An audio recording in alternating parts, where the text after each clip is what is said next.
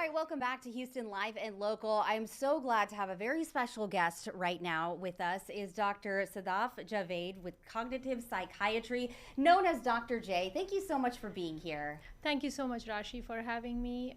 First of all, I would like to offer my heartfelt condolences to all the families who've been affected by this unpredictable tragedy. And I know that we are all suffering and we are all feeling it in one way or the other. So I appreciate you having me. Definitely. And I know that you're a psychiatrist for not just children, but also adults as well.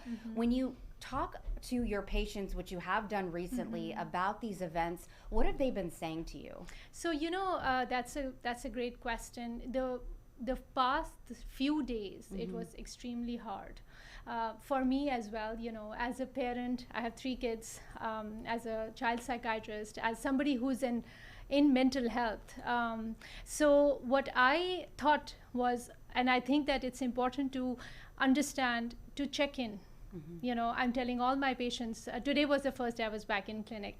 I took a day off yesterday because I really wanted to reset myself. I needed to understand what am I feeling and to process those feelings, to understand, whatever is going on, because we are all going through many different feelings at the same time. There's anger, there's grief, there is this sense of loss. So it's very important for all of us to kind of check in with yourself. Ask yourself, how am I doing? What am I feeling? And then do something about it.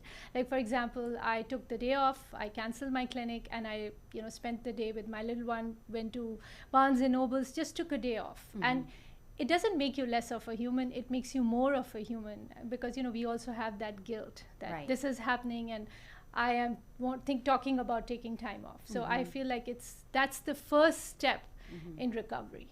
So when you say you check in with yourself, I know you ask yourself, how are you feeling? For a lot of people, it's sadness, it's anger, but then a lot of people, what they do is try to suppress those actions, maybe feel like they need to do something, they need to continue working, they need to keep themselves busy.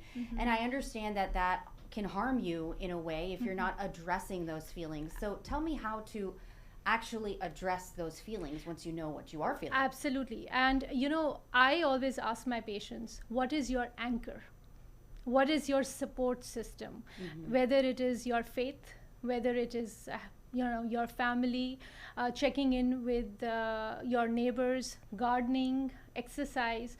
I feel like whenever we are in a situation which is uncontrollable, which we cannot control, we know that it is hurting us, we always reach out towards the things that we know we can control, right? I can control how much time I spend with my family, or I can go out for a walk, or I can do some gardening, or just something to take my mind off.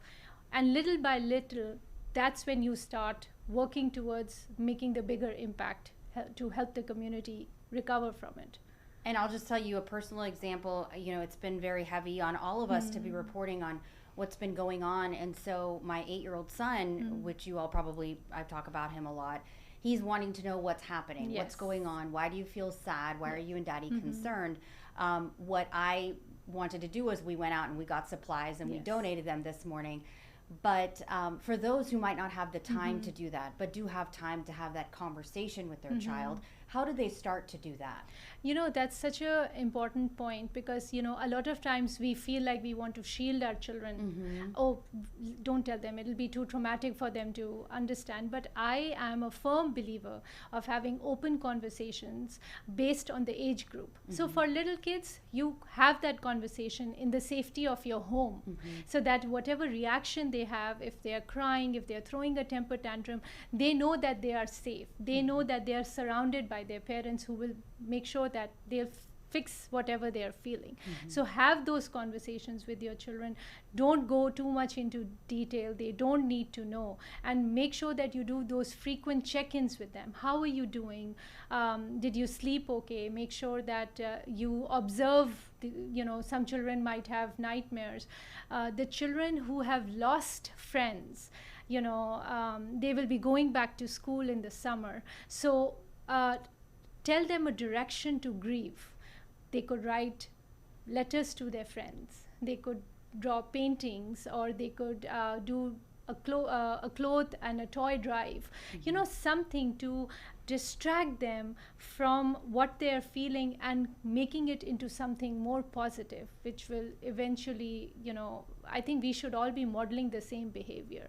And that's more of what a lot of people do, is take their pain, turn it into some sort of a purpose. Exactly. And so I guess last question I want to ask you is, what's the big takeaway for people who are hearing about this in the news? Because it's just so hard to even grasp and fathom that right now at this hour, there are people that are still searching for loved ones. There is no right answer to that. Right? But the most important thing, like I said earlier, it is important to understand yourself. I know the first responders, you guys, you've been here, non-stop. You're taking it all in.